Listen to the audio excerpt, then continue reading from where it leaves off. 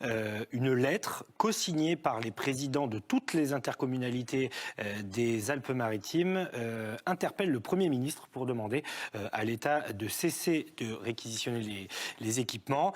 Nous sommes en ligne avec Jérôme Viaud. Bonsoir Jérôme Viaud. Oui, bonsoir. Vous êtes le président de la communauté d'agglomération du Pays de Grasse, par ailleurs maire de Grasse, et vous co-signez donc cette lettre avec vos homologues des Alpes-Maritimes. Pourquoi, tout simplement, vous avez eu vent de pratiques qui pourraient se reproduire ? Écoutez, on est dans une situation où on a beaucoup de difficultés à trouver de l'approvisionnement au niveau des masques pour à la fois d'abord nos personnels de la ville, de l'agglo, personnel médical aussi que nous soutenons et nous aidons, et puis la population qui est aussi en demande. Donc c'est pour que nos collectivités puissent avoir toute la mesure, si on prend ces décisions-là, d'avoir en autonomie la capacité de conserver ça. Alors, tous les présidents d'agglomération, si je les compte bien, ça fait 7. Donc c'est un message d'unité. Hier, Jean Leonetti a appelé les territoires à plus de cohérence. C'est ça aussi l'esprit, c'est de peser. Tout à fait. Et l'esprit aussi, et je pense que ça doit nous guider, c'est que les élus se coordonnent au niveau départemental pour que nous puissions tous ensemble prendre des décisions qui soient dans la concertation. Toutes les petites communes des Alpes-Maritimes aussi, qui pour certains n'ont pas forcément les moyens financiers de grandes collectivités, puissent ne pas rester sur le bord de la route et que nous puissions coordonner l'action publique. Je crois que c'est le rôle que nous avons. Je crois que c'est le message aussi qui doit être passé à travers cette démarche, c'est la coordination de l'action publique et de l'action des élus. Alors, on rappelle que sur le territoire de votre agglomération, il y a un hôpital, l'hôpital de Grasse, qui est très actif, très mobilisé, très bien organisé. Est-ce que vous avez essayé d'acheter des masques pour eux, des blouses, des surblouses, et est-ce que vous avez rencontré des difficultés ? Oui, allô ? Oui, vous m'entendez, Jérôme Viaud ? Oui, excusez-moi, je ne vous entendais plus. Vous avez entendu ma question ?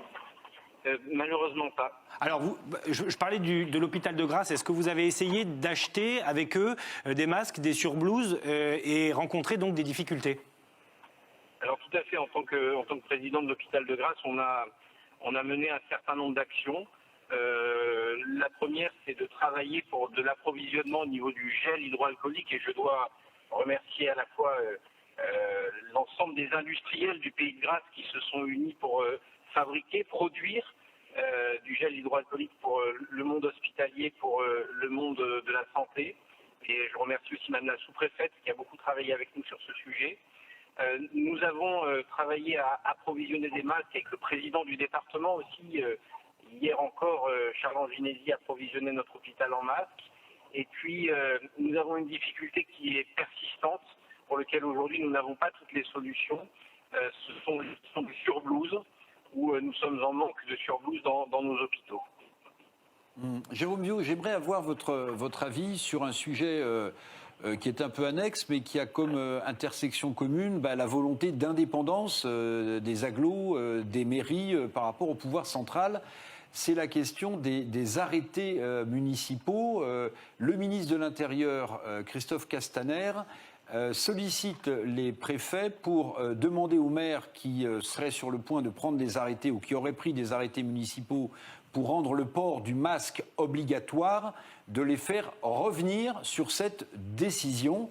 Alors, ce n'est pas tout à fait le même chapitre que le sujet qu'on vient d'aborder, mais c'est quand même le chapitre de l'indépendance, d'une décision indépendante prise par rapport au pouvoir central. Qu'en pensez-vous ? Moi, je pense qu'il faut, on ne peut pas partir les uns et les autres de notre côté, chacun sortir son arrêté. Et je pense que c'est plutôt bien d'avoir cette concertation avec Monsieur le Préfet. On a une réunion qui est prévue demain, je crois, à 16h avec les différents présidents d'intercommunalité et du département et Monsieur le Préfet des Alpes-Maritimes pour avoir ce dialogue. Je crois qu'il est nécessaire parce que on ne peut pas avoir sur les territoires ici ou là des positions toutes divergentes, ou que chacun puisse prendre son arrêté comme il l'entend. Et je crois que c'est une bonne chose que d'avoir un lien entre les uns et les autres et d'évoquer à la fois nos contraintes, nos attentes, mais qu'on puisse les coordonner sur le plan départemental. Mais ça a été la même chose lors de la décision de certaines municipalités de mettre en place un couvre-feu. Ça a été la même chose. On a mis en place un couvre-feu départemental pour les villes de plus de 10 000 habitants et du littoral. C'est monsieur le préfet des Alpes-Maritimes qui a pris cette décision il y a quelques semaines en arrière, oui. Est-ce que vous pouvez nous dire, vous, comment vous vous êtes organisé à la fois à Grasse et dans l'agglo? Quelles sont les principales mesures que vous avez prises? Alors nous, au niveau de la communauté d'agglomération et de la ville, on a d'abord travaillé pour restructurer l'administration. On a 60% en gros de l'administration qui n'est plus sur site, mais qui travaille beaucoup en télétravail. Ça a été la première démarche. La deuxième, ça a été de compter le nombre d'enfants, de personnel soignant et de personnel de sécurité pour pouvoir réouvrir des écoles et des modes de garde pour accueillir les enfants de ces personnels de santé et de sécurité. La troisième démarche, ça a été de travailler à maintenir les actions pour relever les poubelles pendant ces périodes-là et qu'on n'ait pas des difficultés sanitaires supplémentaires. La quatrième démarche a été de travailler aussi à ce que nous puissions relayer les initiatives ici ou là qui ont été prises, notamment pour relayer les informations pour les commerces qui continuent un certain nombre d'activités pour les aider, les accompagner et à travers notre site ou notre revue communale maintenant dématérialisée, de pouvoir être le relais de ces initiatives pour aider aussi le monde économique qui souffre durement de ces situations.